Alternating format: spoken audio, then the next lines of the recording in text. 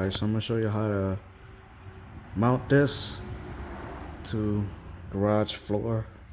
I'm gonna put this together first. I already marked the holes, and this is what you're gonna need. You're gonna need some masonry bits,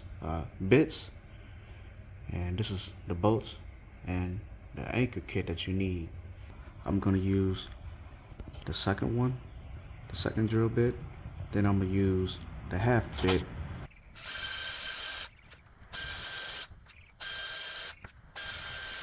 Put some tape on the bit itself about the depth of the anchor, so that way you know where to stop. So we just blow those out and put the anchors in. So we just drop it in. Just hammer it in until it's flush.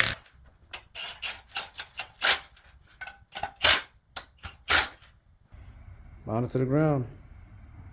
I only use 3 because I don't need the 4. Like, it's plenty stable. Like, it's not going nowhere. And most of my tires are small anyway, so that's how you do it.